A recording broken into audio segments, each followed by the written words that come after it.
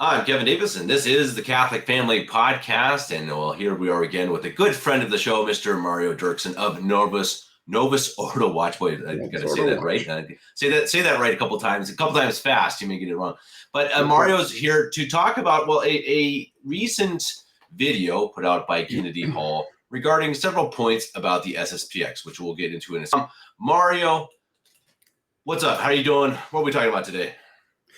All right. A few days ago, Mr. Kennedy Hall published a video called 5 Myths about the Society of St. Pius X. And in that video, he responds to 5 common objections that people have about the SSPX. And it is based on his book.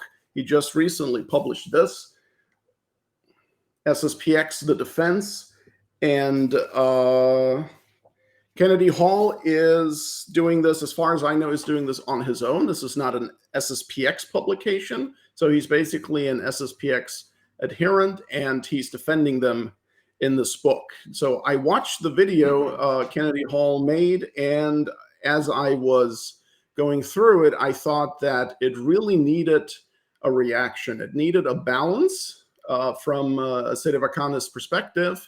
And that's what I'd like to provide today. And I chose not to do that in my typical TRADCAST or on the blog, because I just thought we, could try something new here, maybe reach more people this way, and just make it a little bit less formal. This is not going to be some kind of deep academic, discussion. This is just going to be more of an informal reaction to Hall's arguments.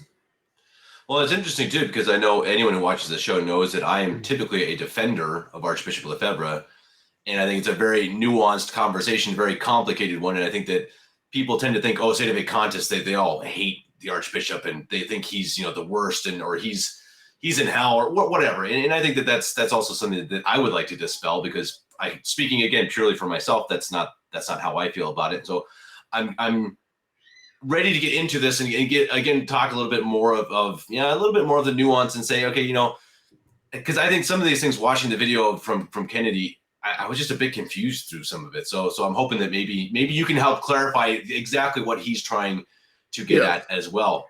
Yes. I should also probably add that about 20 years ago, I was an adherent of the Society of St. Pius X myself. So I have a little bit of inside information. I wasn't, one of them, so to speak, for too long, about, I want to say roughly 3 years. But I did some apologetics for them the way Kennedy Hall is doing now. And I did that on the Daily Catholic, which I hereby retract, by the way.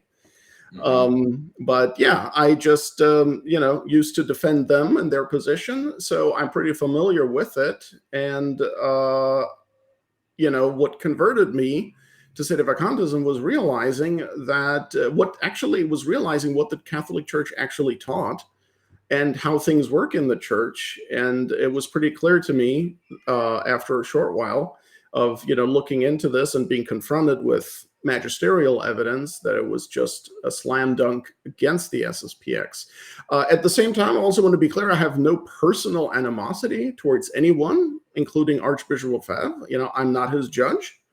He had to render he had to render an account to Almighty God, and certainly I pray that, just as for anyone, we want people to go to heaven. So of course we pray that Archbishop Lefebvre, that he made it. But that has nothing to do with the case, really. Like, it has nothing to do with what is and isn't right with regard to the Vatican II religion, with regard to the Novus Ordo Church, and the things Archbishop Lefebvre did, or especially now here the Episcopal consecrations of 1988. That has nothing to do with. It's a matter of objective evidence, right? And it has nothing. So people shouldn't misunderstand and think that if we're against that somehow we hate the people, or we're thinking that we're just so smart and they were also stupid. It has nothing to do with any of that. Let's just look at this without bias as much as possible, objectively, and just say, does this make sense? And so that's how I'd like to approach this. And I think a good way to do that, and by the way, I think I got the title of the video a little bit wrong. The actual title of Kennedy Hall's video is 5 SSPX Myths Debunked, Excommunication, Schism, and More. And it was published on YouTube, let's see, May 11th, 2023. So if you have it available there, Kevin, maybe we can just roll the tape, as they say. And I don't want to, first of all, let me be clear. I really don't want to commit any copyright infringement. Kennedy, if you're watching this, please let us just basically roll the tape so we can let you speak and make your case, and then we can react to it. That's really what this is all about. We're not trying to steal your video here. Right. Yeah, exactly.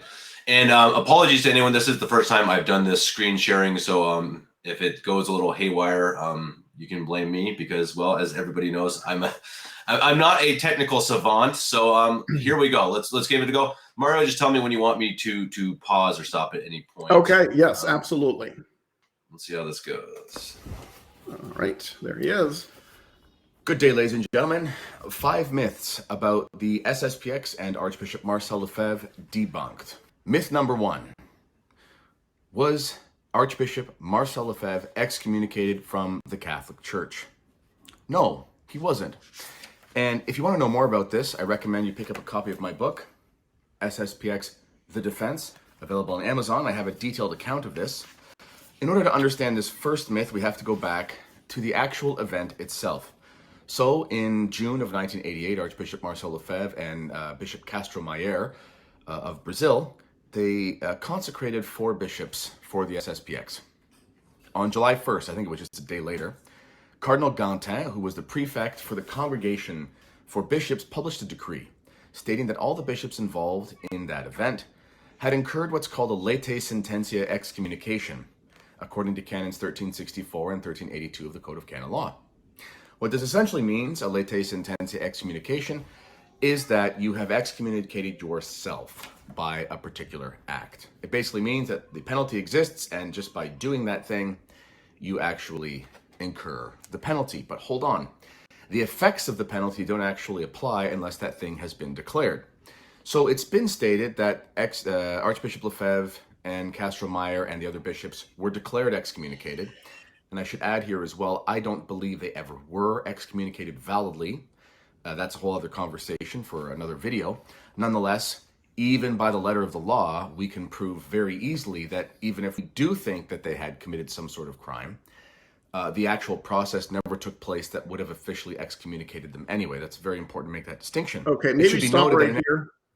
Okay, so that was a lot of information already. And first, in order to be able to critique this intelligently, so for the sake of argument, we have to, let's assume for a minute that John Paul II had been a true pope and that essentially, you know, which is what the Society of St. Pius X accepts. So in order to be, likewise with the Code of Canon Law, right? Let's accept that that is the Code of Canon Law. It's the one of 1983. That code is legitimate and valid and binding on the church, okay? Because if we don't assume that, again, just for the sake of argument, then we can't really interact. We can't really very effectively deal with this, okay? So Kennedy Hall just said Archbishop Lefebvre did not incur excommunication. And he stated that even just pretty matter-of-factly, as if that were objectively the case. I think the best he can do is say, I don't believe he was excommunicated, but even that, I think, I mean, you can perhaps believe that, but can you act on the belief or not? That's another question. You know what? Let's deal first with the relevant canon here. And okay. Now, of course, hang on. Where's the decree? So as Kennedy said, on July 1st, 1988, Cardinal Gantin issued a decree. This was one day after the illicit episcopal consecrations. And this decree stated the following. You know what? I can't find it online, of course, right now. And Cardinal Gantin, as you're looking for that. Oh, sorry. Yeah. Yeah, no, that's okay. This is the book I'm going to be using, Archbishop Lefebvre and the Vatican. It is published by the Society of St. Pius X, and it has the documents in there. So I'm just going to quote it straight from there. Okay? Go ahead. And this Cardinal Gantin, was he the cardinal over the area in Switzerland, or why exactly was he the one? Cardinal Gantin was in the Roman Curia in the Vatican. He was the prefect of the Congregation for Bishops.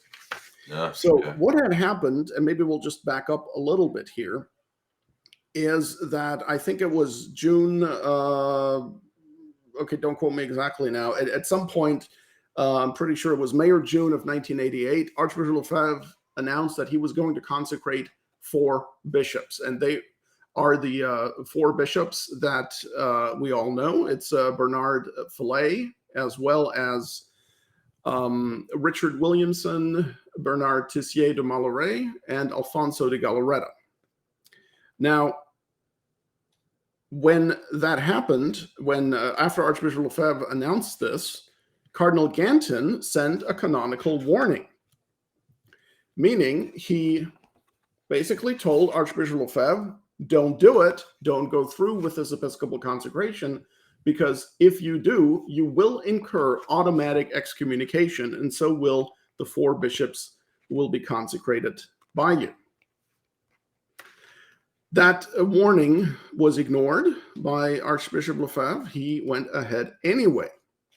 So on July 1st, so for anybody who has this book, you can find it online on the Vatican website, the prefect of the Congregation for Bishops, Bernard Cardinal Gantin, issued a decree stating that Archbishop Lefebvre and the bishops consecrated, as well as the co-consecrator, I think it was Bishop Antonio de Castro Meyer, who was the retired bishop of Campos in Brazil, that he also had incurred automatic excommunication. And you know what, it's not very long. Let me just quote it. Here is what Cardinal Gantin wrote. Again, the Congregation of Bishops, July 1st, 1988.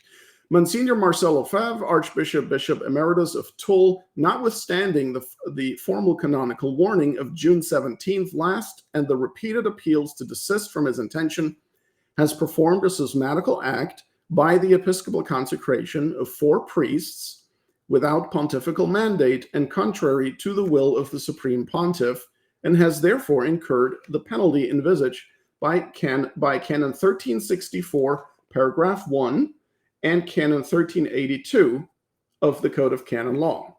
Having taken account of all the juridical effects, I declare that the above-mentioned Archbishop Marcel Lefebvre and Bernard Fillet, Bernard Tissier de Malloret, Richard Williamson, and Alfonso de Galarreta have incurred ipso facto excommunication Latae Sententiae reserved to the Apostolic See.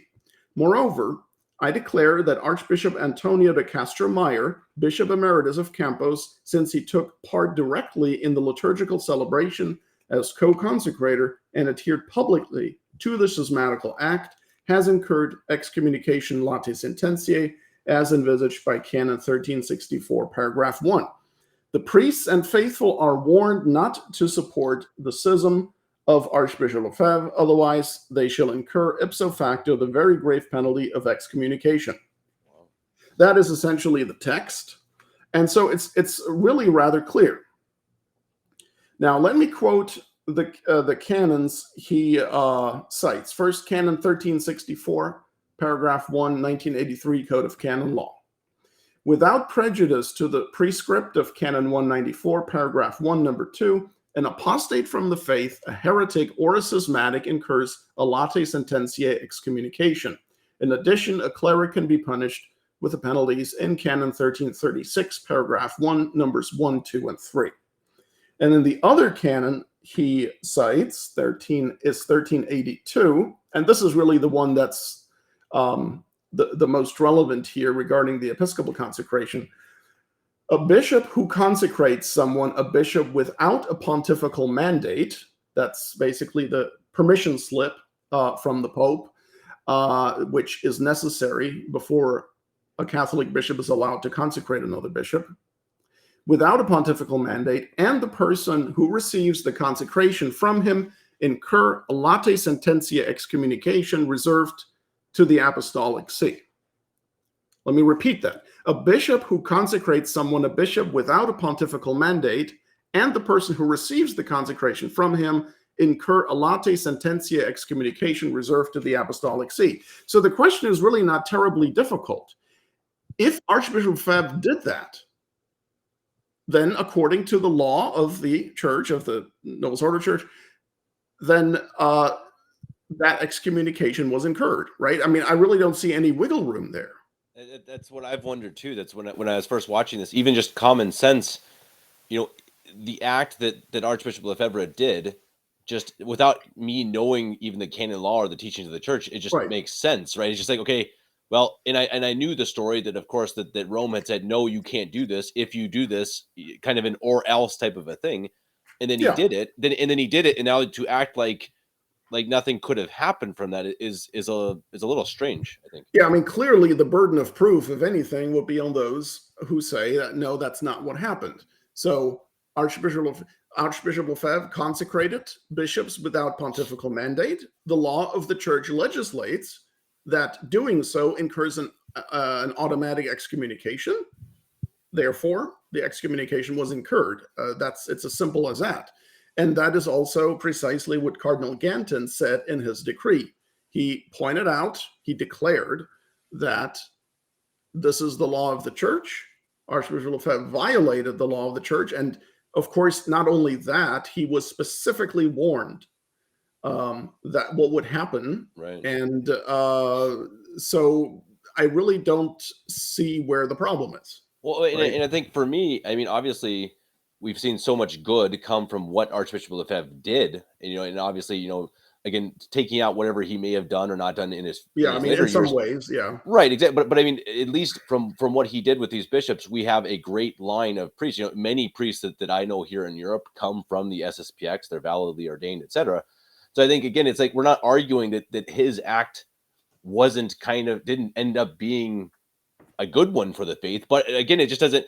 The argument saying that the Novus Ordo is the church, and here are the clear rules of the church, and he clearly broke the rules of the church. That it just doesn't even make any sense. Yeah, right now, and we can leave whatever intentions aside. As far as the external forum is concerned, Archbishop Lefebvre did the exact thing that canon law says incurs an automatic excommunication. Now, the important point about automatic excommunication, Latae Sententiae, is that in order to incur it, in order for your soul to be punished in that way, it does not require the intervention of a judge. Okay, you don't need to be dragged in front of an ecclesiastical tribunal where a judge says you are hereby excommunicated or I excommunicate you. Right. Rather, it happens automatically. And there are a few other crimes you can commit against, according to church law that will incur such an automatic excommunication. And without looking this up now, I'm pretty sure that committing an abortion or assisting in the commission of an abortion is one of those. Mm-hmm. So just as far as the external forum is concerned, Archbishop Lefebvre, I would say, based on what canon law says, guilty as charged. I really don't see any way out. Now, let's play some more of Kennedy Hall. All right.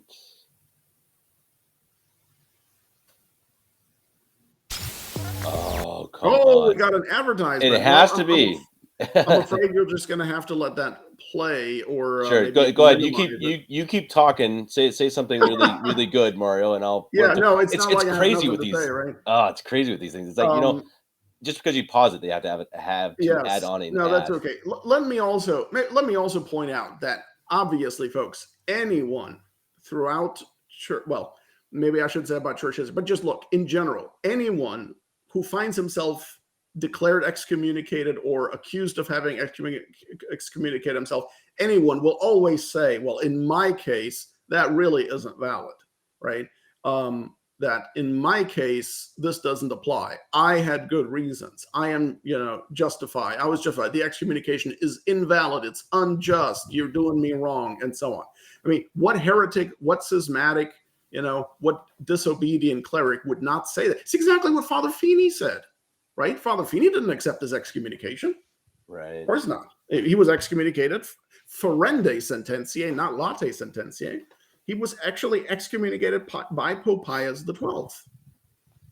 And, what was his reaction? That's not valid. Right.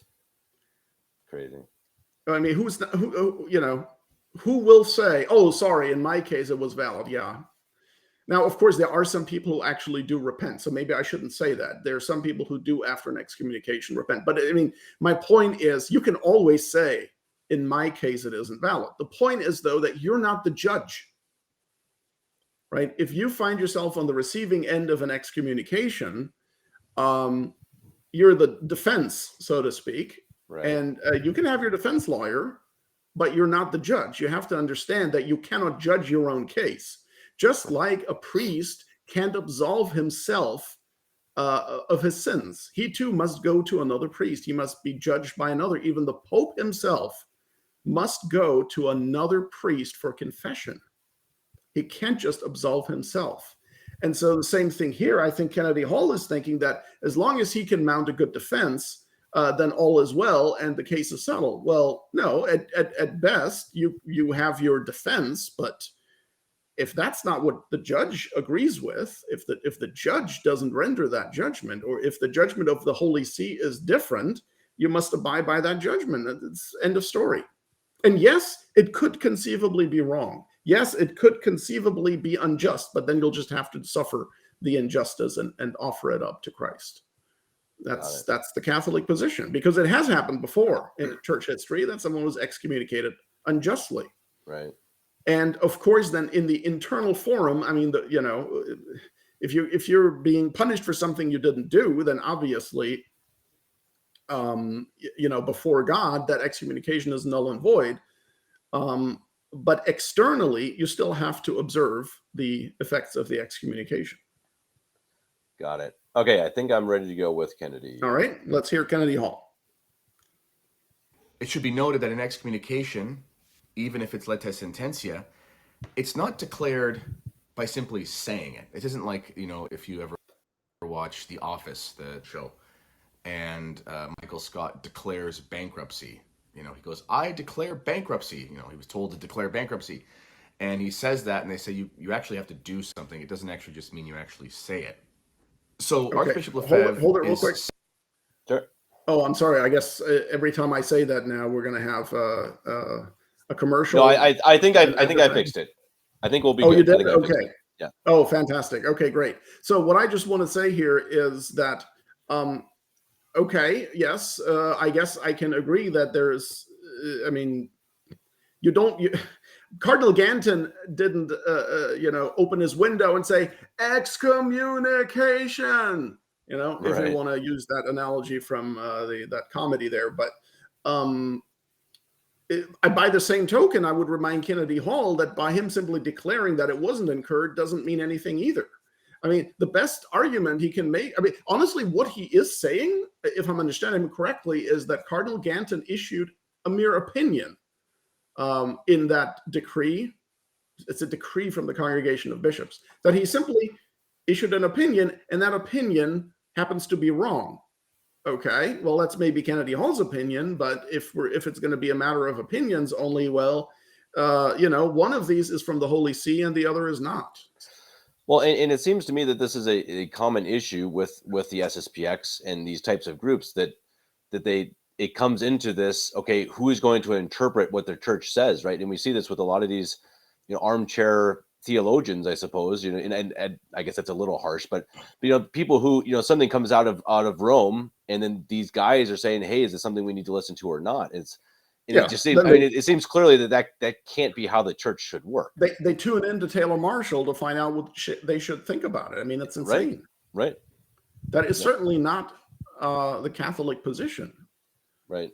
But as you say, though, having an opinion on it, so Kennedy having an opinion is one thing, as you say, but then just saying that it is not so because my opinion is it is not so. It just that's the problem. So I think he's guilty of doing the same thing he's accusing Cardinal Gantin of doing. But you know what? Cardinal Gantin spoke as the head of the Congregation of Bishops with the authority of the Pope behind him. Kennedy Hall is just Kennedy Hall.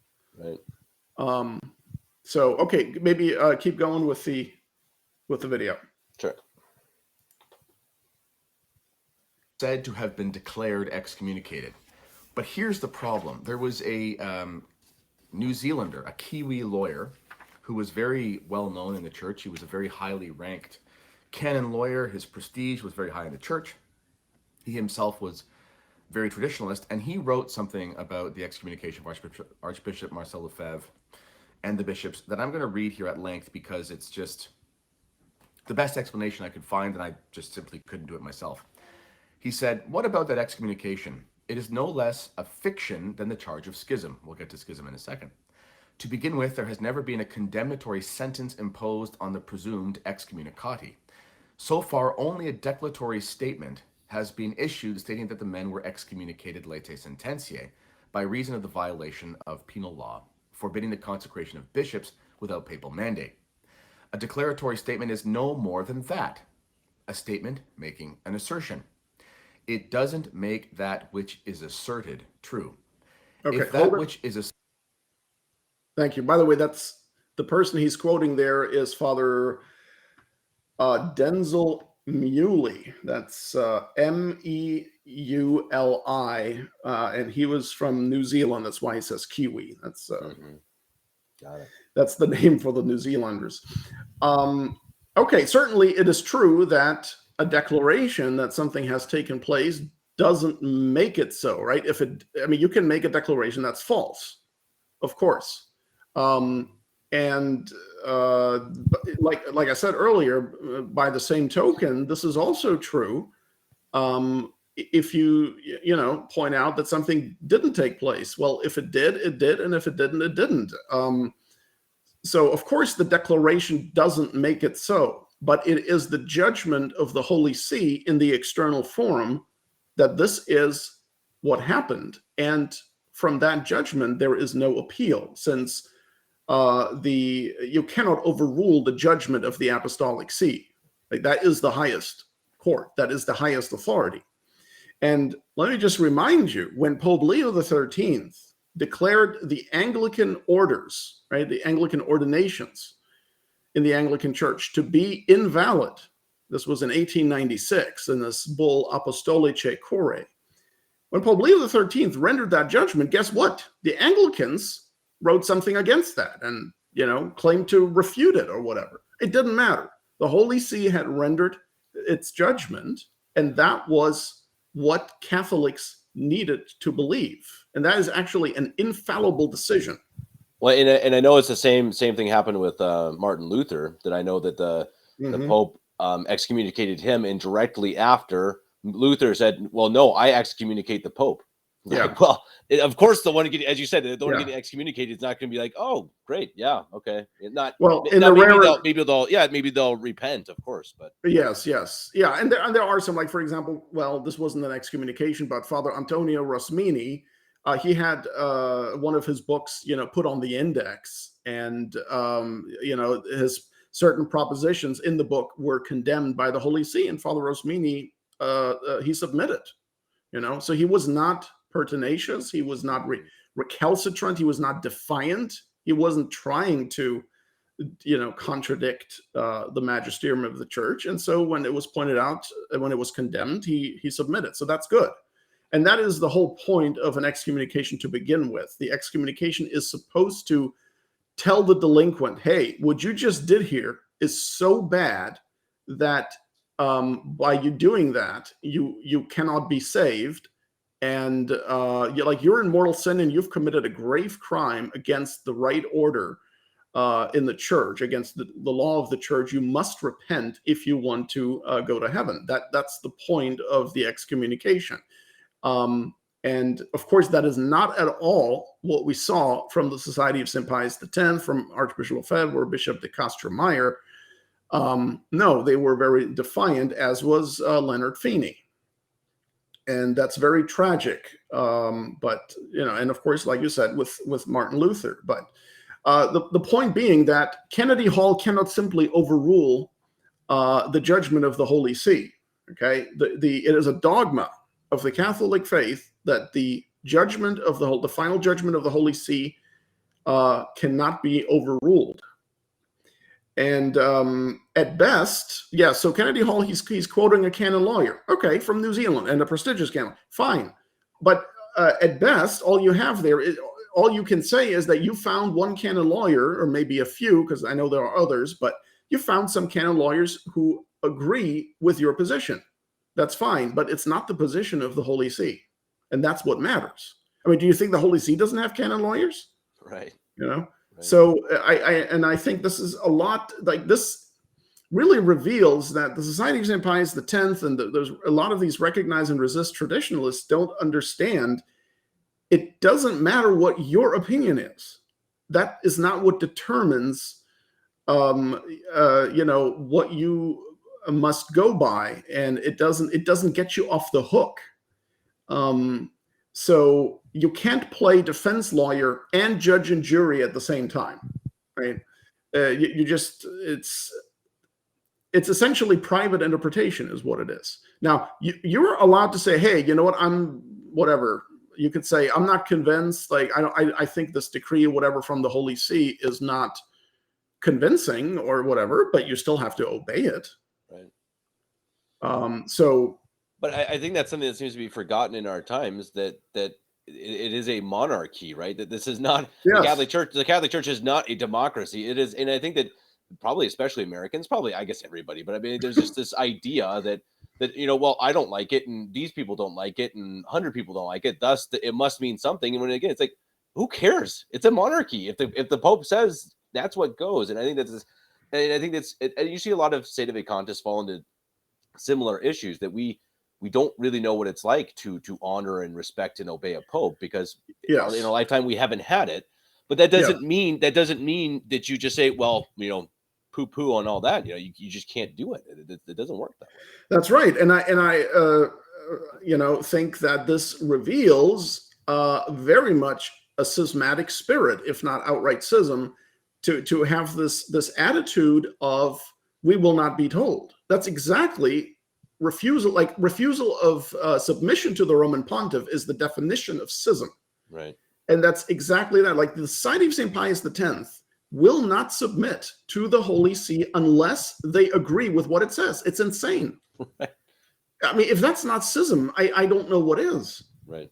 And then, sometimes people say, oh, but they pray for the Holy Father. Well, that's nice. Right. Schismatics can pray for the Pope, but prayer is not submission. Right.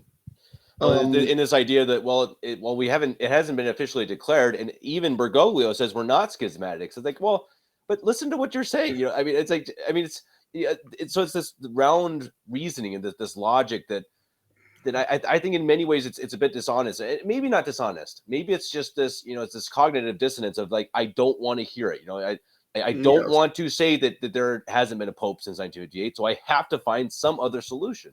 Yes. Yeah. So the problem is they really see nothing wrong with willy-nilly. Well, maybe not willy-nilly, but they are perfectly happy to basically overrule the judgment of the Holy See, and they don't think anything of it because, diabolical disorientation, right, or state of necessity. This is all private opinion. This is all private judgment. You cannot do that. That's not how the papacy works. Right. So let's go ahead and see what else Kennedy Hall has to say. I think he was quoting that canon lawyer. So again, it's nice to see that he found a canon lawyer who agrees with him, but the canon lawyer's judgment does not trump the judgment of the Holy See. Right. And besides, I guarantee you can find canon lawyers who say the opposite. So why is Kennedy Hall's canon lawyer better than the others? Right. It doesn't, you can't just do that and say, because I found a canon lawyer here who says what I agree with, therefore that is now the objective judgment. It's not how it works.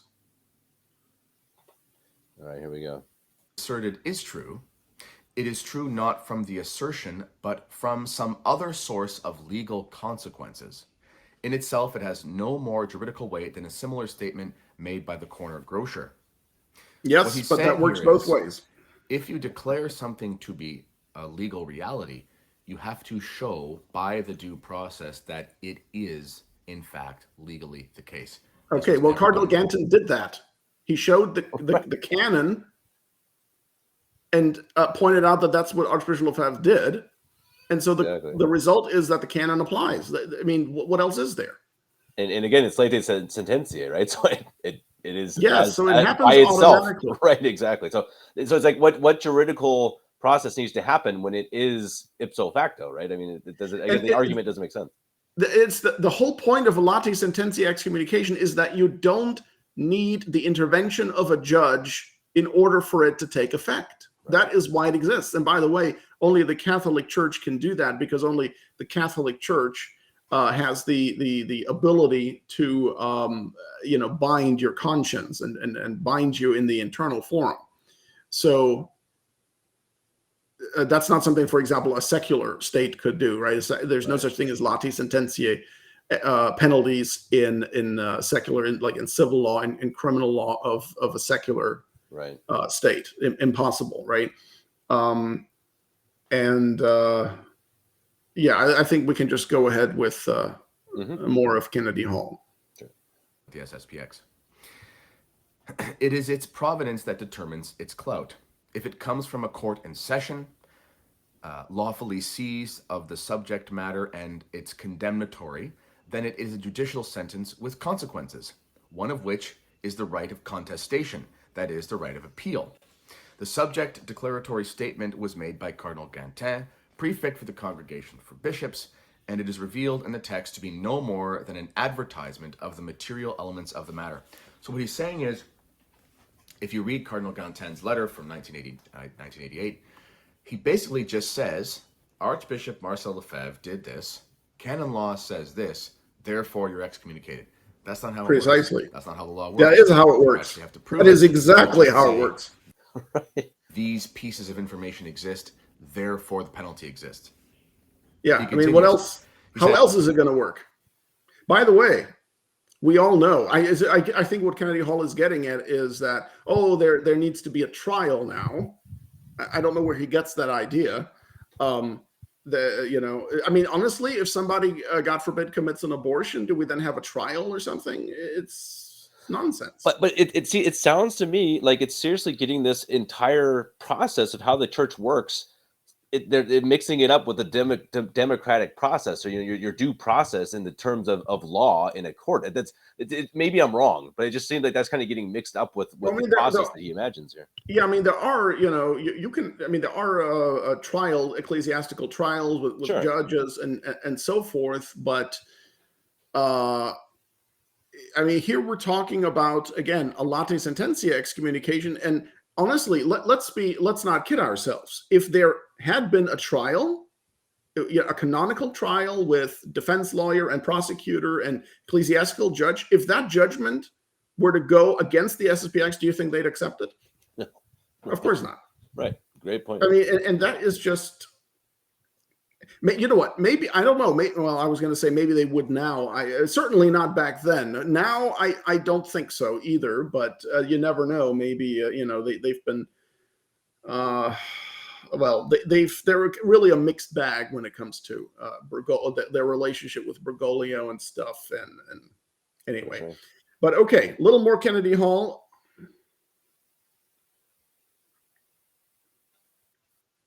It is a decree, but it is devoid of the note's characteristics of a legally binding decree. For example, a clear identification of the court in session when it emerges. This never happened. Despite that deficiency, it could be argued by someone determined to pursue the matter that it is, nevertheless valid, but the exercise would be in vain since the decree repeats the self-same error to be found in the Apostolic letter Ecclesia de Adflicta. This is the letter put out by John Paul II. In any case, this is just one piece of evidence. Archbishop Marcel Lefebvre and the SSPX, bishops that is, were never excommunicated. Even if you believe they did something wrong, which I don't, but by the letter of the law, the actual process that's supposed to take place never did take place. In addition, this never applied to the hundreds of priests, none, and religious in the order. Furthermore, people will point to this letter by John Paul II that we're going to get to in a second, the meat of that letter, and say that Archbishop Lefebvre was declared excommunicated by the Pope. No. Again, even if we take this at the letter of the law, what we have is that on July 1st of 1988, a bishop, a cardinal who is in charge of a congregation, makes a statement regarding what he believes to be the legal status of the legal reality, the canonical reality of Archbishop Lefebvre and the bishops. There's no court in session, there's no process taking place as we just described, but nonetheless, that's his opinion. That's his opinion. Later, John Paul II, Right. There's a letter released from John Paul II. And what Kennedy Hall is giving us right now is not his opinion, right? Right. Exactly. But yeah, keep going. I'll have something to say about John Paul's letter here in just a moment. Echoes a similar opinion, along with other things. People take that to mean that John Paul II excommunicated Archbishop Marcel Lefebvre, but Archbishop Marcel Lefebvre was never excommunicated by Pope John Paul II. And the reason we know this that's is that in true. canon law it tells us that. Yeah, that's true, because we're not like what he's talking about is a condemn. Excuse me. Yes, I guess a condemn, like a ferende sententia excommunication. John Paul II didn't stand there and say, Archbishop Marcel Lefebvre, I hereby excommunicate you. Like that was done with Leonard Feeney, right, in 1953. But so that did not happen with Marcel Lefebvre. And I might just add, if it had happened, they would have still said it's not valid. But so it's true. But the problem is that oftentimes we'll say, we'll speak in a more conventional way that is not always technically accurate, right? So people might say that, well, John Paul II excommunicated Lefebvre. Okay, technically that's not true. What they should say is that John Paul II either declared, or John Paul II, like Archbishop Marcel Lefebvre incurred automatic self-excommunication under John Paul II, and John Paul II confirmed it. Right. Okay. There's a quicker way to say that, and that's John Paul II excommunicated Lefebvre, even though, and then that's just how people talk. Right. Right. So but just to be clear, but yes, so Kennedy Hall is right if he's saying that no, John Paul never excommunicated Lefebvre by ferende sententia. That's true. Now, let me quote from this apostolic letter, Ecclesia Dei Adflicta. This is number 3, paragraph 3. He says, quote, this is John Paul II speaking, in performing such an act, meaning the episcopal consecration, without papal mandate, notwithstanding the formal canonical warning sent to them by the cardinal prefect of the Congregation for Bishops on June 17th last, Monsignor Lefebvre and the priests Bernard Follet, Bernard Tissier de Malloret, Richard Williamson, and Alfonso de Galarreta have incurred the great penalty of excommunication envisaged by ecclesiastical law, period. Okay, so there you have the Pope himself confirming this is what happened. I mean, that's it for the external forum. Right. You can't say, well, but I know a canon lawyer who says that's not true. It doesn't matter. It doesn't matter, because you know what? I know a canon lawyer who does say it's true. And you can appeal to Rome. You can say, hey, we don't believe this is fair. We think this is, or whatever. You're leaving out certain evidence. But if Rome declines and says our judgment stands, you're out of luck. Right. And I'm not questioning the motives of the people. I very well understand. Believe me, I understand that they're all just trying to fight the Vatican II garbage. I get it. I understand. Right. But this is one of the reasons why it's so important to recognize that John Paul II was not the Pope. These things matter. They're not just opinions and rash judgment or whatever, presumption. It all, like, there's an ecclesiology here that where you can't just do your own thing and say, well, I have good intentions, and therefore the rest doesn't matter. You can't do that. So even though Kennedy Hall is right in saying that John Paul II never personally excommunicated Lefebvre, he very much affirmed the decision, or rather the decree of Cardinal Gantin, saying that this automatic excommunication, which by the way is operative by the law itself, so the very fact that the law says an excommunication is incurred when you do such and such means that it actually is incurred. Mm-hmm. Because it's automatic. That's the whole point. Right. And here John Paul II again affirms that it happened. Now, again, Kennedy Hall may say, well, but him saying it doesn't make it so. Okay, but we're talking about the external form. If you're looking for infallibility or whatever, no, that doesn't apply here. But it's a matter of authority. Okay, in the external forum, that's what the Church, the Holy See, is saying is valid. Okay, so this is what is binding on your conscience. Keep going with Kennedy Hall, if you would. Mm-hmm. Decision. This is Canon 330. I think it's subsection 3, but don't quote me on that. But I think I'm right. It's Is the volume high enough there? I can turn it up. And link to the description. When a pope makes a decision that's a legal decision, it's very clear in canon law that there is no recourse or appeal possible. The pope says it, we're just going to have to write it out, hope that the pope one day will reverse it. But you can't actually appeal it. It's not like the courts in our countries. But here's the thing. That means that if the pope were to have declared Archbishop Marcel Lefebvre excommunicated, that would mean that a pope would have to lift the excommunication, if that means no one can do it besides the pope. But in 2009, it was not the pope who lifted or recognized as lifted the excommunications of the 4 bishops that are still living.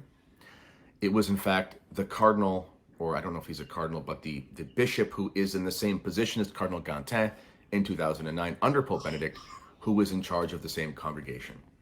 If it was the Pope who had done it, then it would have been the Pope who had lifted it, but that never happened, which is just further evidence. Okay, please stop for a second. Mm-hmm. Okay, so I guess he's still arguing, he's still laying out the evidence that John Paul II never personally passed sentence on Archbishop Lefebvre. I don't know of anyone who argues that.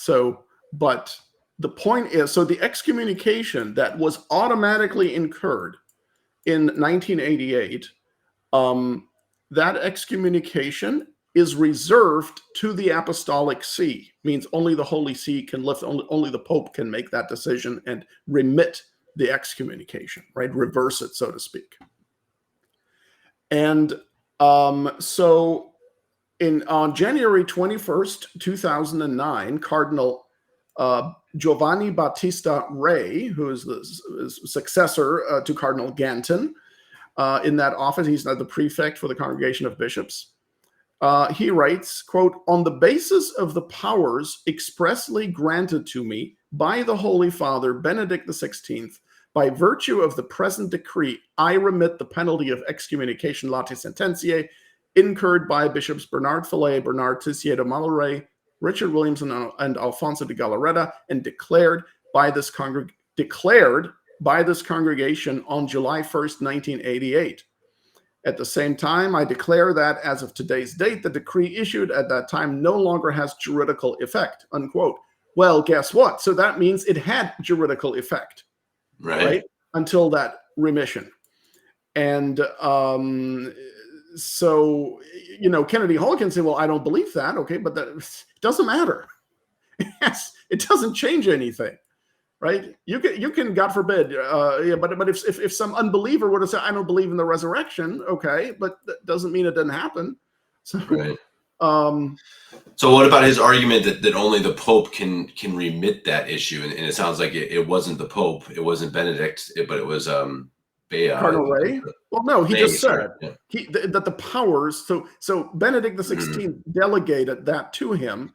Okay. And said, basically, I'm investing you with my power to remit this excommunication, right? And in fact, on March 10th, 2009, Benedict XVI wrote a letter to the bishops of the Catholic Church concerning the remission of the excommunication of the 4 bishops consecrated by Archbishop Lefebvre.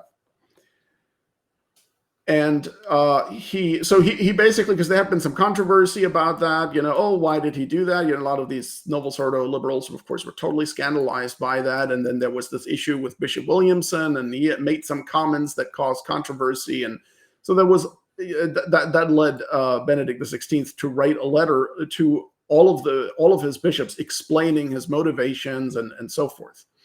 And interestingly enough, in the very first paragraph, he writes, "I therefore feel obliged to offer you, dear brothers, a word of clarification which ought to help you understand the concerns which led me and the competent offices of the Holy See to take this step." Okay, so clearly it was his decision.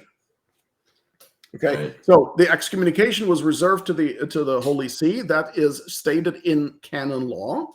So that's where that comes from. A canon law comes from the Pope. And so the Pope, or the supposed Pope, then lifted that excommunication in 2009. So I think this is all pretty straightforward. But I understand that, of course, the SSPXers are looking for anything they possibly can to throw at that, because they don't want the excommunications to have been valid. But Right. it works. You're the offense, but judge. So please. Sure thing.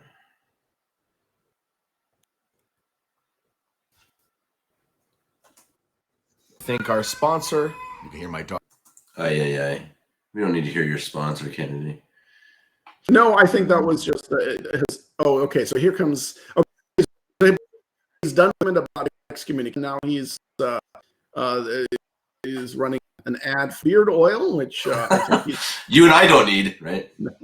No, but I think he's definitely the right man for that. This is true. A nation in the Middle East. Right? No. Now he's going to have a reputation of being a beard oil salesman.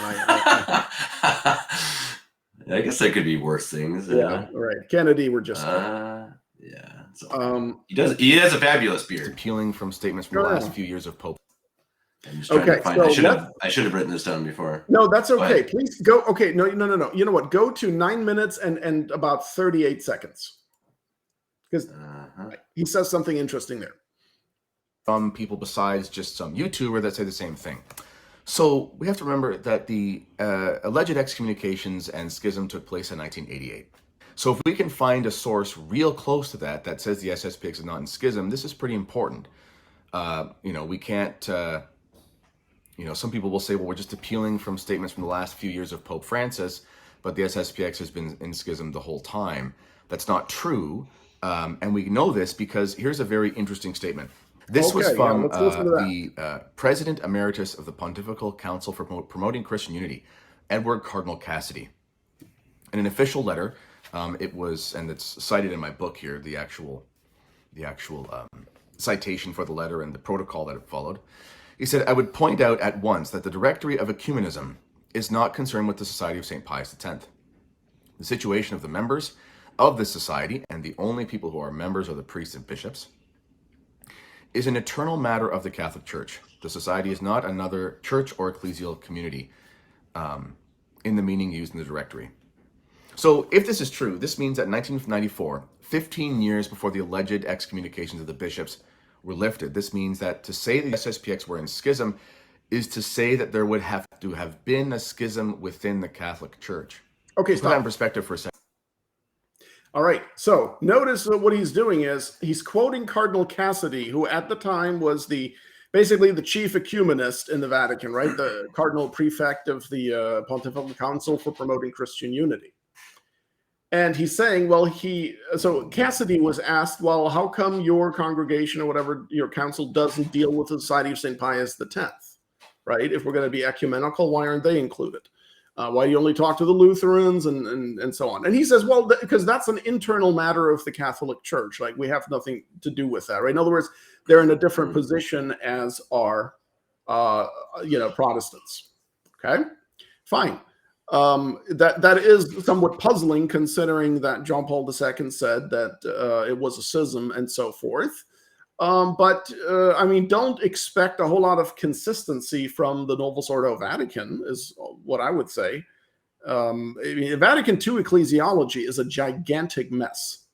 But what I find interesting is that all of a sudden, Kennedy Hall wants us to go by what one cardinal of a different congregation says. And all of a sudden, I guess that makes it so then, right? That makes it true. Right. I mean, he just spent, I don't know how many minutes arguing that just because Cardinal Gantin says something, who's the proper authority on the matter, that just doesn't make it so. Okay, so here comes another cardinal saying something that Kennedy can use, and all of a sudden, hey, he said it, so it's, maybe not the final judgment on the matter, but it's at least, authoritative to some degree. So here he takes a very opposite or a very different approach to the approach he took to Cardinal Gantin. Right, when Cardinal Gantin issued his decree with a declaration of excommunication, automatic excommunication, that was just his opinion. But he doesn't say, well, Cardinal Cassidy was just offering his opinion. It doesn't mean anything. So Right. that, and honestly, when I was in the SSPX, I would have done the same thing because, and it's not even, it's not like, oh, you're doing it maliciously or, with conscious dishonesty or whatever. It's just you immediately jump on stuff that you think you can use that defends you, right? And you instinctively try to make that seem, or at least, you instinctively consider that to be authoritative and kind of maybe not settling the issue, but at least, it's something you can use. So you throw it in. And then when there's something you can't use, all of a sudden you think, yeah, but it's not infallible, or it's not authoritative, or that's just an opinion. But that's, you can't do that. It's understandable on a human level, but that's not how these things work. Well, and you see why the church always says that you're the safest in the church's bosom. I suppose, following what the church teaches, following the authority of the church, and it clearly makes sense. I mean, you see the effects of Protestantism when people start to make their own decisions of what's good and what's godly, etc. And it just ends in chaos and ends in everyone kind of being their own god and humanism, etc. And so it just makes, and I think that you start to see that now again, if you start to think that you can question the church and you can be the one, plugging all the pieces together, dangerous. And I understand too, for obviously from our side, it's also a dangerous road too, because we also have to look at the church as it was, 70 years ago, being the same now, and not make up our own stuff either. And that's also, yes, it's a tricky thing. Yeah. Very, very important. Yes, indeed. But, again, somebody in Kennedy Hall's position could essentially say, hey, I'm making a good case for, that exonerates the SSPX. Okay, but then you have to submit that case to the Holy See for a judgment. Right. But instead, he basically thinks that because he's made a case, therefore it is so, and therefore that is now the objective truth of the matter, and that you can act on that. I don't think that's defensible. And then Kennedy Hall just spoke of. I'm sorry, what timestamp are we at? Can you check that real quick? Because he just said something. Maybe you can back up about 15 seconds. And because he was just mentioning something about a schism within the Catholic Church. We're at timestamp 1040 now. Okay, yeah, let's maybe just after backing up, yeah. Or should I back up more? I backed up 10 seconds. Go ahead. No, that's plenty. Go ahead. Ecclesial community, in the meaning used in the directory. So if this is true, this means that in 1994, 15 years before the alleged excommunications of the bishops were lifted, this means that to say that the SSPX were in schism is to say that there would have to have been a schism within the Catholic Church. So put that in perspective for a second here.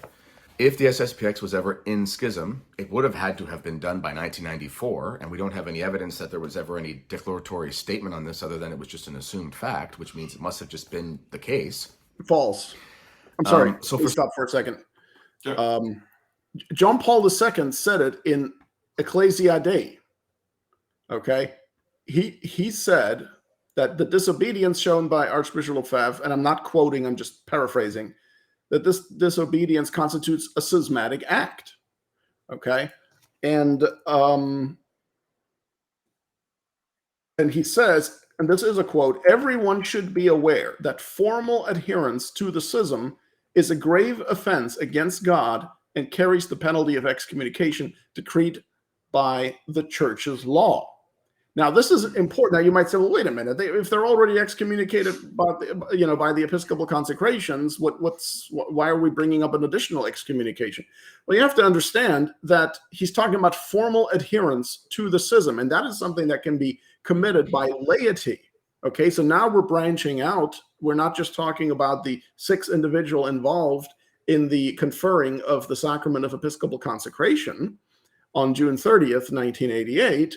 Here we're talking about anyone really, lay or cleric, it doesn't matter, who formally adheres to the schism. Now I don't think that is defined specifically in there, but essentially, from my understanding is that would mean that you are willingly, that's the formal aspect, right, adhere to this position of the Society of St. Pius X that is defiant against Rome. That's a submission to the Roman pontiff, refusal of submission to the Roman pontiff. So that's, I think, what they mean by formal adherence to the schism. So clearly, John Paul II declared this to be a schismatic act. Now, if he is the Pope, was the Pope, as the Society of St. Pius X has been so adamant, right, in arguing, and all the non-Sedevacantists, or at least the rabid anti-Sedevacantists, they're always so insistent that the Novus Ordo popes are true popes.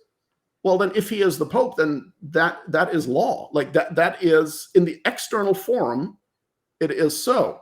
And in fact, I think I got a nice quote here by Pope Pius IX, because, this wasn't the first time in church history that someone was excommunicated and then said, no, it's not, that's not true. I dispute that. Let me see. So the encyclical, okay, here it is. Beautiful. So Pope Pius IX, he lists a whole lot of evidence from tradition regarding this. And then he says, quote, "All these traditions dictate that whoever the Roman pontiff judges to be a schismatic for not expressly admitting and reverencing his power must stop calling himself Catholic," unquote. Right? That is from the encyclical letter Quartus Supra, I believe it was from 1873, I think. And let me see, there's one more quote in regard to that. Quote, "Most men feel that the church's supreme head and shepherd should decide who are Catholics and who are not," unquote. Right? That also from the encyclical Quartus Supra, which is a veritable syllabus of Lefebvrist errors. I mean, it really is phenomenal. It's almost like it reads as if it had been written specifically for the Society of St. Pius X. It's that similar to what went on with the SSPX. Quartus Supra, Pope Pius IX. So, I mean, this is just common sense, okay? It's the Pope who gets to decide what is and isn't schismatic. It's the Pope who gets to decide who is in communion with him and who is not. I mean, if it's not the Pope, who else is it going to be? Right? Kennedy Hall. Kennedy Hall, right. And so you can't simply, Kennedy Hall is essentially arguing that if the Pope says you're schismatic and you disagree, then that means you're not. Right. It's really hard to comprehend the lengths to which they go to argue for their position. And you can play more of Kennedy Hall. I think he's about to start talking about Francis giving faculties of jurisdiction to the SSPX and that proving them not to be in schism. For someone to say that the SSPX is in schism, they would have to say that the SSPX, that there's a schism within the Catholic Church. Yes, Vatican II ecclesiology, right? Welcome to Vatican II ecclesiology. I know Kennedy Hall is trying to say, well, this is obviously absurd. Well, you know, the concept of schism in the Novus Ordo Church with Vatican II ecclesiology is a mess. And in one of my articles, I said, good luck trying to, it's like nailing yogurt to a wall. Okay. Mm-hmm. They are and are not in communion. They're in imperfect communion, partial communion, whatever communion. It's a disaster. So my point is just, don't say that, oh, well, if this were true, then that means the Roman authorities believe there's a schism within the Catholic Church. Yeah, you know what? As far as I'm concerned, they might as well believe that. They very well might.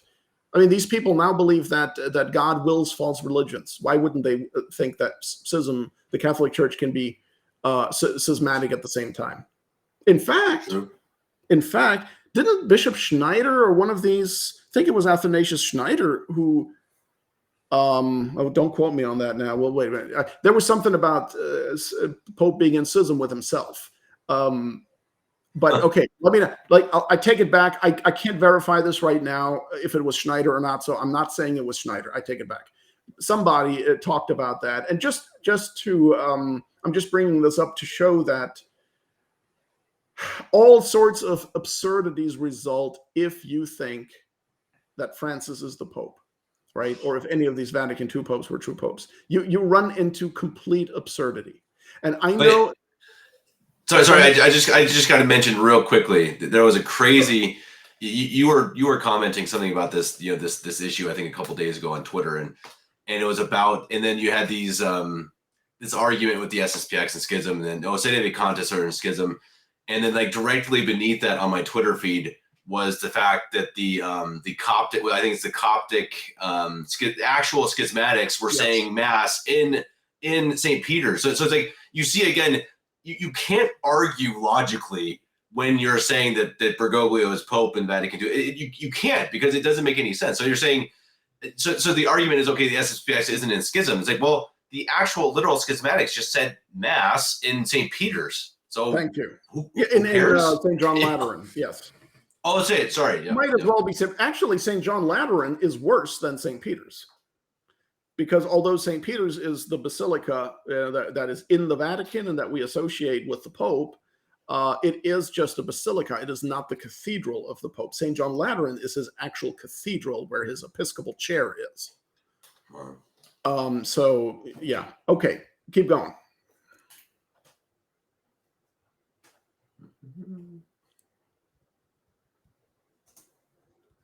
One could make an argument similar to that. And if I actually say this in my book as well, again, which is in the description to the video, St. Paul does write to the early Christian churches and say, let there be no schisms among you. So what he's talking about there is he's saying, let there be no divisions among you. That's what the word schism means. He's not just writing a letter saying, hey, fix that juridical schism where you started two apostolic churches. That's not what he's saying. It wasn't an official schism like the split between East and West.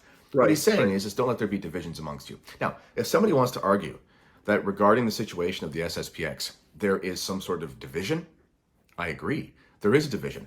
There's a division between modernism and traditionalism, and you're going to have to find out which side you're on. Nonetheless, as far as setting up an official church, some sort of official schism, formal schism, that does not exist, and it's never existed.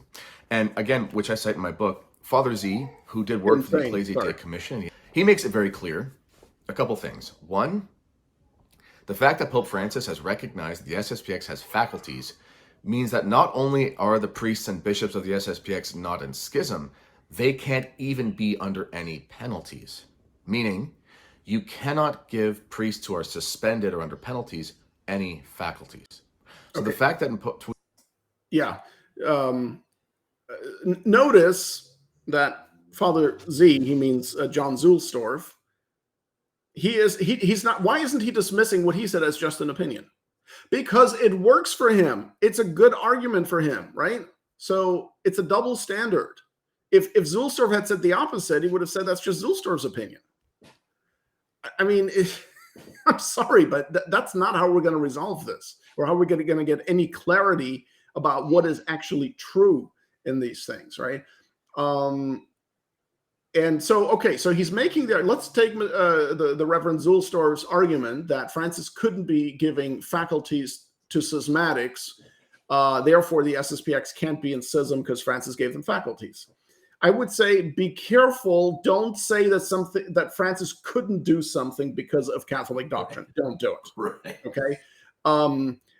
So, I mean, Francis is Francis, right? He doesn't care about church law except when it suits him. He's not into rules. He just doesn't care, right? Let's enumerate a few things. He lets unrepentant adulterers receive Holy Communion. He tells priests to absolve penitents even when they're not sufficiently contrite, okay, which is a sacrilege because the absolution is invalid. He says apostates are part of the church, right? We're brothers, he said, right, in the church. He acknowledges Anglican clergy as valid, okay, at least in practice. I know he doesn't say it in like a document, but he kisses the pectoral cross of the Archlayman of Canterbury, right?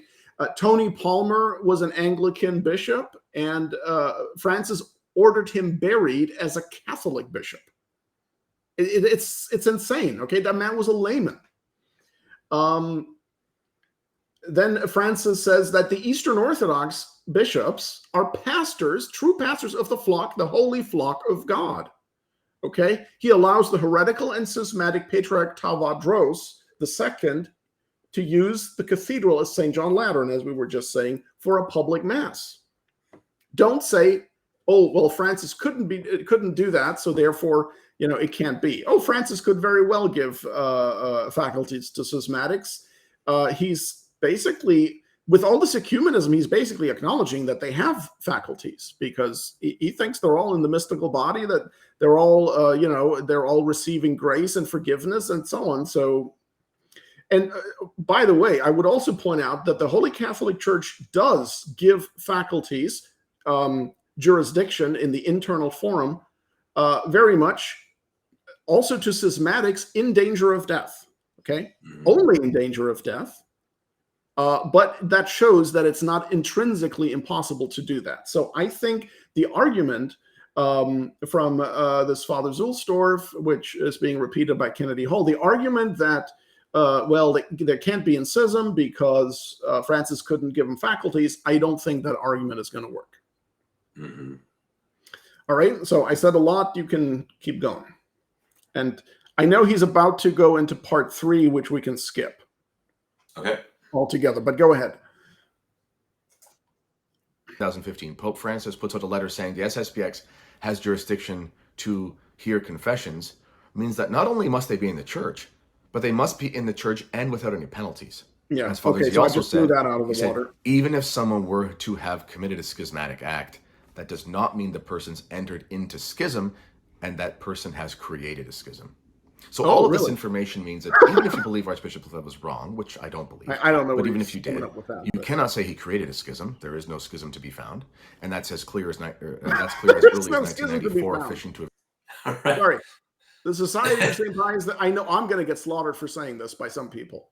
The Society of, again, assuming John Paul II, assuming the Vatican II Church, that's the Catholic Church, and all of that, it is a textbook example of schism. I mean, totally. The best you could say is that they mean well and that they're trying somehow to uphold, tradition because they know Vatican II is garbage. Fine and good, but it is still schism, okay? And schism is intrinsically evil, meaning there's no conceivable circumstance under which it would be permitted. Like there's never going to be a case, and this is guaranteed by God himself, who made the moral law, and therefore himself being all knowing, of course, already foresaw every possible circumstance. There is nothing in the world that can make an intrinsically evil act good. And so, make sure I don't lose my train of thought here. But yeah, so the SSPX, they are, again, we're not looking at intentions. I'm sure most of them are of incredibly good intentions and are just trying to do the right thing. Fine. But then, I also know, Baptists who are just trying to please God and live in accordance with his law. I do. And that doesn't make them right, though. So we need to separate the intention from what's actually happening. And so the Society of St. Pius X, in my opinion, now I'm not a canon lawyer, and I'm certainly not their judge, but as far as I understand, as far as I can tell, they are precisely fulfilling the conditions for schism, because they do, in fact, refuse submission to the Roman pontiff. That's exactly what they do. They make good arguments, perhaps, for why you should, but like I said, it's intrinsically evil to do so, and therefore never permitted. Granted, not every act of disobedience is schismatic. That's true. But there is a habitual refusal of submission to the Roman pontiff, because they will never be bound by they refuse to be bound by his judgment unless they agree with it, which of course means they're simply submitting to themselves, if you will, right? They're replacing their judgment for the judgment of the Holy See. That's exactly what they do. Sorry, I think it's interesting when you compare it to City of the Contest, that, I mean, you see how they'll accuse us of, not caring about the papacy, or not listening to the papacy, or being schismatic, or not Catholic or Protestant. And then they'll call us ultramontanists. So it's like, wait a second, which one is it? So are we ultramontanists who obsessively care about the Pope, or are we someone who are Protestants who don't care about the Pope at all? And I think it shows you that the truth is somewhere in the middle, that we do greatly love and venerate and respect the Pope, and know that we must listen to the Pope when there is a Pope. Yes, absolutely. And you can find what I just said about how the SSPX won't accept the decision of the Holy See unless they happen to agree with it. Here's a perfect example. The 1968 rite of episcopal consecration of Paul VI, right? They, in 2005, 2006, they came out and said that's valid. Okay. Before then, they had disputed that. There were different opinions about that. Well, you know what? The Holy See, again, if we assume that Paul VI was a valid pope for the sake of argument, the Holy See already told you it was valid in 1968. Right. Okay? You did not accept that judgment, did you? You didn't accept the judgment until you personally, or I mean, not personally, but your organization basically verified whether their judgment is correct or not is a whole different can of worms I don't want to get into. Just to see the principle at work here. They wouldn't accept it as valid until they were satisfied from their research, from their understanding, that it was valid. They did not accept the judgment of the Holy See because they ultimately, consider only themselves, consider themselves to be the final arbiter of these things, which also explains, why they have marriage tribunals, right? In which they judge marriage cases, and whereas the actual tribunal with authority, if Francis is the Pope, would be the tribunal of the diocese, right? And the SSPX has no business reviewing that. Not if the Holy See is occupied, is validly occupied, and there is a Pope and so on. You can't just insert yourself and say, well, we're going to take that over now. And, your judgments are garbage, or oftentimes are, so we're going to have to review that. I'm sorry, I don't see how it's not schismatic. It's exactly what it is, because it's not that you're acting without authority. You're actually defying what you recognize to be the legitimate authority, and that is the essence of schism. Right. It is precisely the refusal to, the refusal to submit to what you recognize as the lawful authority. People often think that not acknowledging thinking that, so we do, we say Francis is not the Pope, right? And they say, oh, that makes us schismatics. Well, of course we're in schism with Francis. Yes, of course, with Jorge Bergoglio, absolutely, we have nothing to do with him. But just subjectively considered, the reason we refuse him communion is because we don't believe he's the Pope. Right. And if we're right on that, then we must refuse communion with him. We must refuse submission to him, of course. And so, anyway, yes, I forgot where exactly we were, but go ahead and then we can skip part number 3. Number 3 talks about the issue of whether Archbishop Lefebvre ever said the new Mass or not. I have no idea. I've never accused him of that, and frankly, I really don't care. It's not important to me. According to official statements from relevant congregations in the church. I think, in addition, Kevin, you can just jump ahead to 16 minutes and 3 seconds. Number This is interesting. 4. The traditional Mass is being suppressed because of the SSPX. This is one of the dumbest arguments against the SSPX. And there's a few reasons for that. And this again is in my book. If you look to why the traditional Mass was liberated at all within the Catholic Church, it is very clear, and I'm saying after the council, obviously it was free before the council, but if you look to why it was liberated at all in the Catholic Church by Pope John Paul II, Pope Benedict, etc., it's very clear under Pope John Paul II that they recognized many people were flocking to the traditional Mass that the SSPX was offering, and they didn't like that. Now, again, we can debate the opinions that the popes had about the SSPX another day, but it's simply a historical fact that the old Mass was liberated in order to allow people who wanted to attend the SSPX to not have to, basically. I don't think there's a problem attending the SSPX, but obviously they did. So just historically speaking, the fact that there is the traditional Mass at all after the promulgation of the new Mass is historically because the SSPX sort of pushed the envelope. Some people will say that currently Pope Francis is suppressing the old Mass because Catholics are attending the Society of St. Pius X. Okay, stop. This means a couple different... Okay, because he's now going into a different argument. Okay, so he just made an accurate point about, hey, the only reason you even have the indult Mass is because of Archbishop Lefebvre. That's true.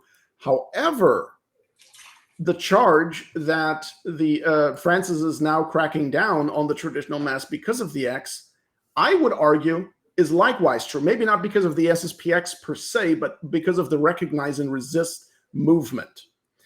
My point, or my answer to Kennedy Hall on this point, is that the two positions, Kennedy Hall's and the one he's arguing against, are not mutually exclusive. I think they're both true. It is true that historically, certainly, the indult Mass, they got the diocesan indult and the Fraternity of St. Peter because of Archbishop Lefebvre in an indirect way. That's true. And basically because of his resistance, right? His recognize and resist position, because of that. But at the same time, that is also the reason it's now being shut down. Let me explain that a little bit. So the motivation behind why John Paul II allowed the traditional Latin Mass in the first place was to keep people from going to the SSPX and to keep them from associating with that recognize and resist mentality that rejected Vatican II, that hated the new Mass, and so on. John Paul, and you can read this in the documents like Ecclesia Dei and Quator Apinc Annos and Summorum Pontificum. They are essentially they're allowing their Novus Ordo people who prefer the traditional Mass, they're allowing them that so that they are not tempted to join the Lefebvrist movement or, basically the recognize and resist movement, so that they stay away from that. Like, look, if you prefer the traditional Mass, we'll give you the externals. Here they are. Just stay with us. Stay with the diocese. Stay in communion with the bishop. You use the new catechism and so forth, right? And so that was the strategy in the 1980s and 90s. And, then came the internet. And I think this has a lot to do with the fact that with the quick and easy sharing of information, people who were already attending the traditional Mass, they got very effectively and very quickly exposed to a lot of the recognize and resist material. Excuse me. Right? Let's just call it propaganda. It's just easier that way, right? So that, I think, was disseminated rather effectively. And so people got into these things, and I think the recognize and resist movement grew a lot because of the internet. So that in the end, it was not just individuals going to the indult mass, once a month or once a week or whatever, but now they had a quick way of sharing lots of good information. And so the traditional mass, excuse me, essentially, I think it was, now, of course, this isn't true for all people, but for a lot of people who were attending the traditional mass were precisely the Peter Kwasniewskis of the world, right? The defiant Vatican II hating, new mass hating people. They were just going to the diocesan indult instead of to the SSPX for whatever reason. And if you look, I mean, a good example is the remnant. Excuse me, I'm going to have to drink something here. A good example is the remnant, which was, I mean, they were certainly pro SSPX, but it's not an SSPX publication, nor are they SSPX, nor do they only endorse the SSPX. They got a lot of indult. They're basically, I would consider them an indult publication with sympathies for the SSPX. If you look at their material, like that stuff is exactly what Francis is talking about when he's talking about an ideological use of the traditional mass. It's not just a matter of external preference. And by the way, it shouldn't be anyway, but just to point that out. So the experiment or the concessions that John Paul II and Benedict XVI made regarding the traditional mass did not have the intended effect. Francis is actually right about that. If the idea was to keep them all in the Vatican II Church so that they would stay away from those from that recognize and resist movement. Instead, it actually made the recognize and resist movement a lot stronger. And I know, see, just like I adhered to the SSPX about 20 years ago. Before that, I adhered to the indult movement. So I was there too. I know what I'm talking about, okay? And you had people, attend the indult, that some of them were Novus Ordo and just thought this was also a nice mass to go to. And others were rabid, hardcore SSPXers even, who would sometimes go to the indult if it was maybe more convenient or whatever. And and some rejected Vatican II, others didn't mind Vatican II. You had a mixed crew there. And so the same motivation to keep people in the Vatican II Church that was operative in the 80s and 90s, and then with Summorum Pontificum in the 2000s, that same motivation is now behind Francis Traditionis Custodes. He is now abrogating, he's phasing out the traditional mass because he's saying, well, this didn't work, and now we've got this huge recognize and resist movement on our hands, and so we're just going to take it away from them and then let them either enter into full-blown formal schism or let them come back and embrace Vatican II. From his perspective, if Vatican II is true and the new mass is good, that makes perfect sense. So I think Kennedy Hall is wrong to say that the argument that the traditional mass is now being suppressed because of the SSPX or because of SSPX theology, that's garbage or that's a dumb argument. I think he's wrong. It is very true, and so is what he says regarding how the indult started. So does that make sense? I don't being long-winded. I think so. So I would ask, why then?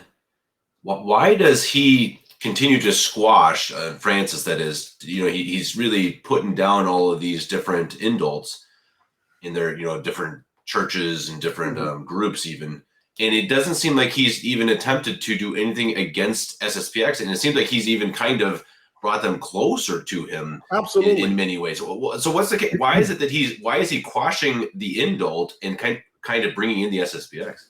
He has bent over backwards for the SSPX to be nice to them. And the only the only reason for that I can think of is quite simply, he doesn't control them. He cannot control them because they refuse him submission. So he has to woo them, right? He has to make them offers they can't refuse. And, Bergoglio is an evil man, but he is clever.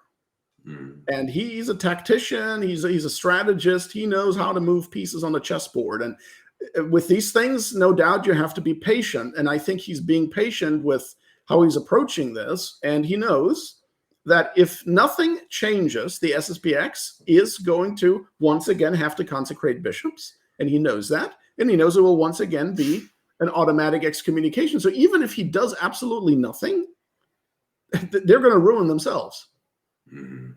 So in my opinion, Bergoglio has a very special gift in store for the Society of St. Pius X. I'm not entirely sure what it might be, but it's going to be something probably where my guess is he's trying to galvanize all the recognize and resist forces into the SSPX.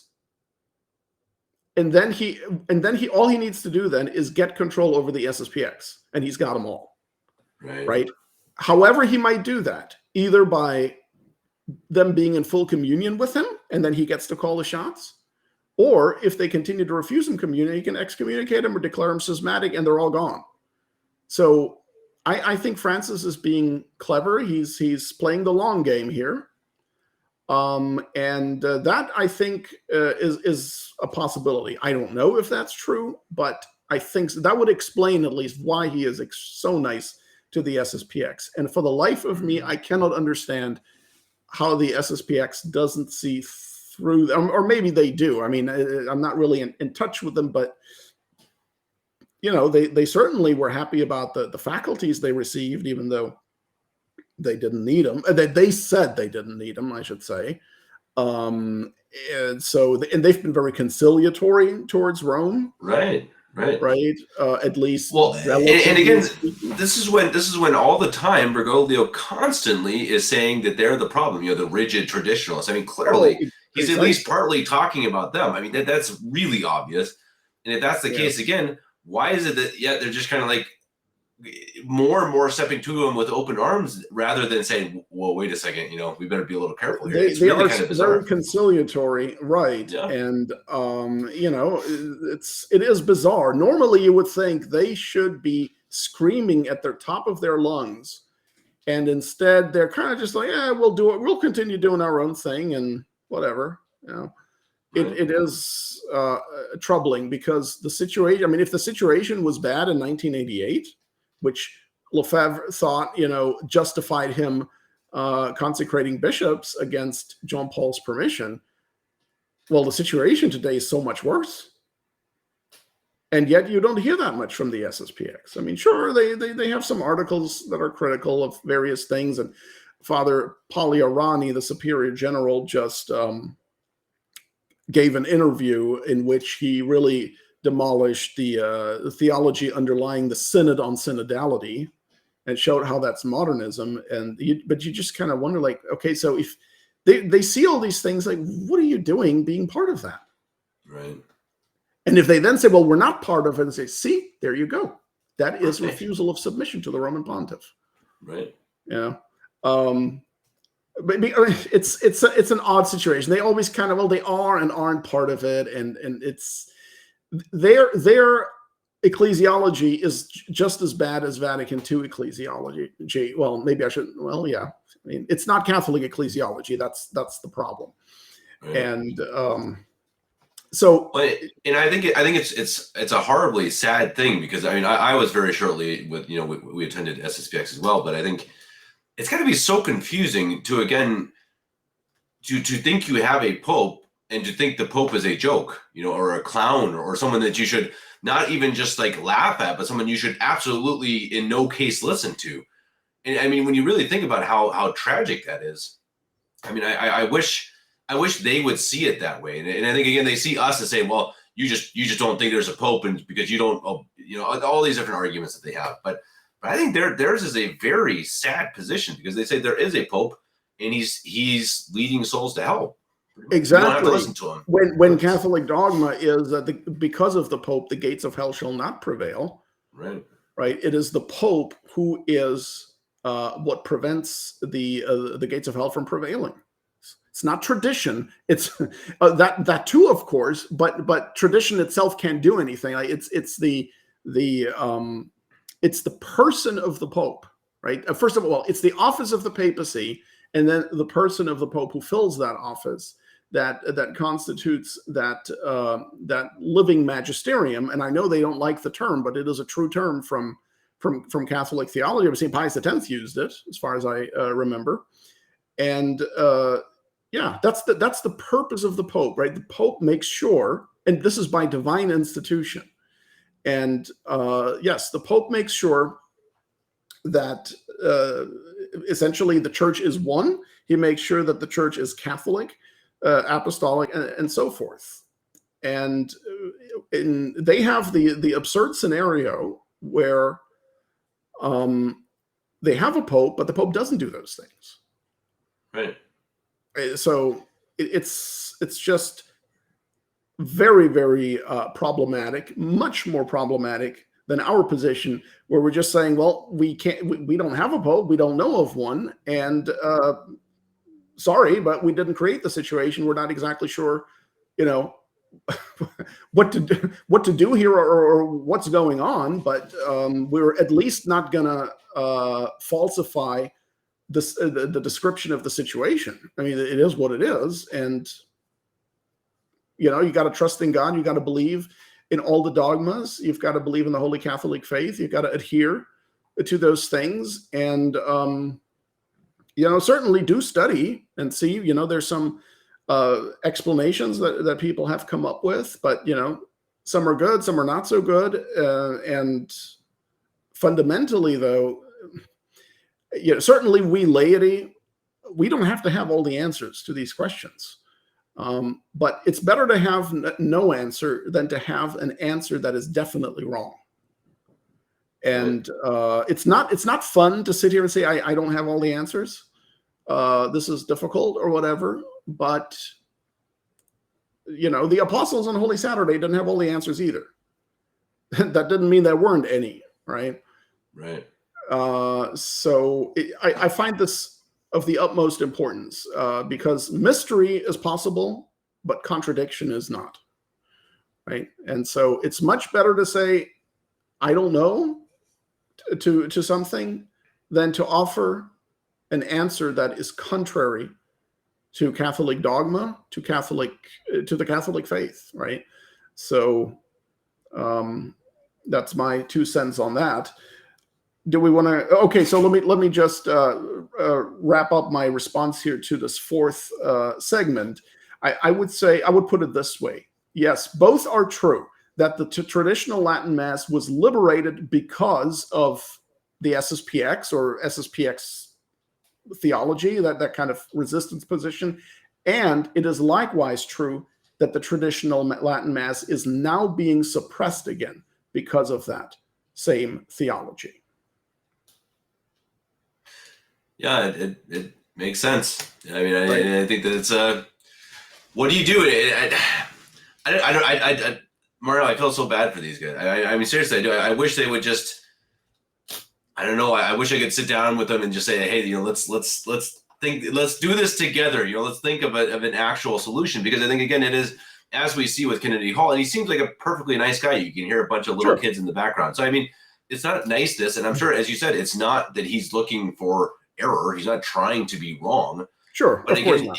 there just seems like there's just some things that just don't connect. There is almost some points that just don't. I don't know if they don't think about it, they don't consider it, or they just don't want to, because again, I think they consider that there are some conclusions they just can't make, right? So they can't go there, so they have to find something else. And as you say, so it ends up being my opinion or this cardinal's opinion, or not this cardinal's opinion, but this card, and it gets to be a bit icky. Yeah, right. And they'll say, well, but so where are your bishops with ordinary jurisdiction? Well, I'd have to ask in return, well, what good are bishops with ordinary jurisdiction if they don't have the Catholic faith? Right. Then we don't need them. It does not solve the problem. It's fine to say we must have bishops with ordinary jurisdiction. Maybe we do. But if we do, then that is already proof that they exist, right? Because, that's what the faith tells us, if that is absolutely necessary. And it might be, I'm not sure.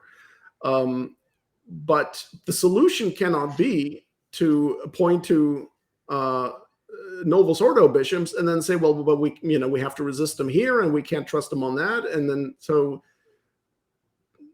we don't need bishops just for the sake of having bishops. Right. But that's a different topic for a different video. Sure.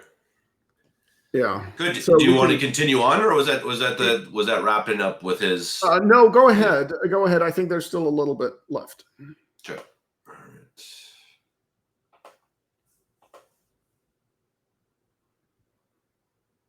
Promulgation of the new Mass is historically because the SSPX sort of pushed the envelope.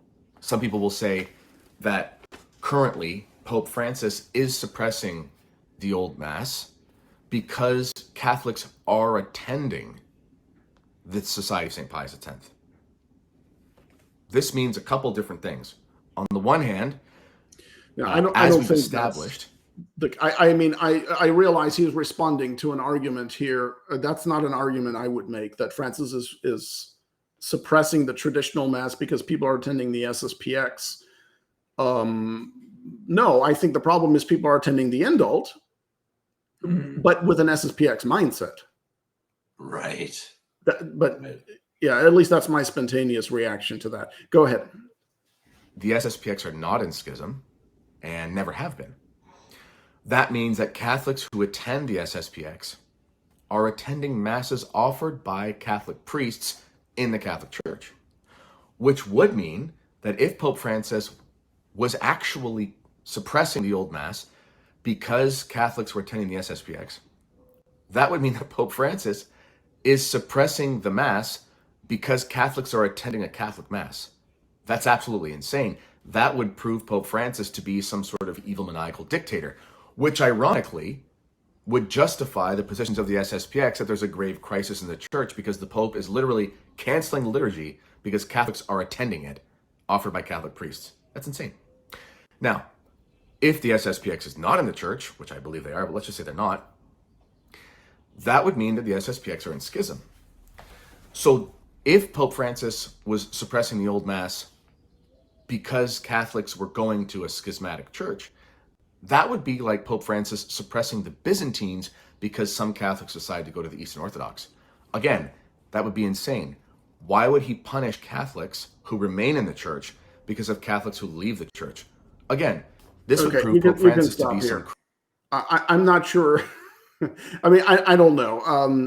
I wouldn't make the argument that Francis couldn't possibly be doing something because it will be insane. Right? So, but okay. I think, so he's got a part number 5 about, is Archbishop Lefebvre still excommunicated? Ooh, my light just went out. See, this means it's time to go. That's fine. I'm not interested in going into that 5th segment. We can skip that. Let me wrap up with a few things here, just that I'd like to point out that a lot of people, I think, may not be aware of. On September 8th, 1713, Pope Clement XI issued a bull against the errors of Pascal Quesnel, and that bull's name is Unigenitus. Okay, you can find it in Denzinger, and 2 of the errors of Quesnel are particularly important for this whole situation with the Society of St. Pius X, and just recognize and resist traditionalism in general. You can find them in Denzinger, in the old Denzinger numbering, number 1441 and 1442. They're errors number 91 and 92 in the bull. Let me just quote these. Number 91, the fear of an unjust excommunication should never hinder us from fulfilling our duty. Never are we separated from the church, even when by the wickedness of men we seem to be expelled from it, as long as we are attached to God, to Jesus Christ, and to the church herself by charity. Again, that's condemned, what I just read, condemned by Pope Clement XI. And error number 92, to suffer in peace an excommunication and an unjust anathema rather than betray truth is to imitate St. Paul. Far be it from rebelling against authority or of destroying unity. Again, condemned by Pope Clement XI. And then maybe some people should be reminded of the Vatican I dogmatic constitution, Pastor Aeternus. Chapter 3 says the following, and this is found in Denzinger 1830. And since the Roman pontiff is at the head of the universal church by the divine right of apostolic primacy, we teach and declare also that he is the supreme judge of the faithful, and that in all cases pertaining to ecclesiastical examination, recourse can be had to his judgment. Moreover, that the judgment of the Apostolic See, whose authority is not surpassed, is to be disclaimed by no one, nor is anyone permitted to pass judgment on its judgment.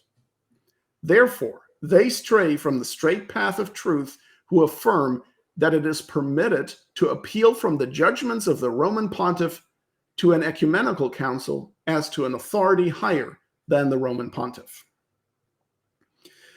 These three quotes I wanted to make sure I got in here. And, I know what all the different excuses are, or the arguments that are brought forth, to go against it, like, oh, but the Pope is bound by tradition and tradition is superior to the Pope. No, it's not, it's actually not. So it has to be understood correctly, and it's very often prone to being misunderstood, but I don't want to open that can of worms now. Let's just say that just as the recognize and resist traditionalists appeal to tradition as something that can, as the reason for why the papal judgment isn't binding, so the Protestants do the same thing, appealing to Scripture. At the end of the day, you cannot govern the Catholic Church if in the end every person gets to decide for himself the right course of action. That's not how it works. And with that, I think I'm done saying what I had to say. So hopefully this was helpful to people. Of course, as always, we went a little bit longer than we probably imagined we would. But my camera has gone out twice. You lost your lighting, but no. As always, I appreciate it, and I hope. Hey, maybe Kennedy will give us a response, and we'll have another 2-hour episode here in the coming weeks or months. But I think, again, as we've said several times, we mean it in goodwill. It's not meant to attack anybody. It is meant to clarify, and I think that's. Yeah. I think that we need more conversations like this, to be honest. I mean, conversations that aren't nasty, they're not attacking. They're just like, hey, look, okay, you say this and this, it's right or it's wrong. And I think it's a good way to approach it. And I hope people appreciate it. And anybody who stayed this long, we appreciate you guys. For sure. And I have to apologize. I didn't notice it until just about 15 minutes ago or so. People say, hey, you know what? You've got a wobbly picture. Okay, apparently, yes, the camera wobbles, and there's a reason for that. And the reason is that the camera is attached to the monitor, and the monitor is attached to the desk. And so if I do this, I get that. So, yes, there is a way to fix that, but, well, I didn't fix it in time. So sorry, I didn't think about that. If that was the worst of our problems for tech issues, Mario, we would be in good shape. Yes. So I guess, final thought, just remember, in the Catholic Church, you cannot judge your own case. Okay, you can be the defendant, but you cannot be defendant and judge at the same time. So if the Holy See has judged against you, even if you're technically in the right, which of course everybody always thinks he is, tough luck. Sorry, then consider it a matter of divine providence. But the judgment of the Holy See cannot be canceled or invalidated, declared void, or it cannot be surpassed by anyone else. That's how it works in the Catholic Church. And if you're going to be a traditional Catholic, that's what you'll have to accept. Perfect. Mr. Mario Dirksen of NovusOrdoWatch.org. Go check it out if you don't already know, though. I imagine most of you guys do. Of course, subscribe, support him. If you like the show, please like, share, subscribe, comment, all of that stuff. And we hope to have him on again soon. Thank you very much. Also check out TRADCAST.org where you get my podcast, which are also very awesome. All right. Thank you, Mario. Kevin, for having me. Thanks. Very much. Until next time, God bless you. All right. God bless. Bye.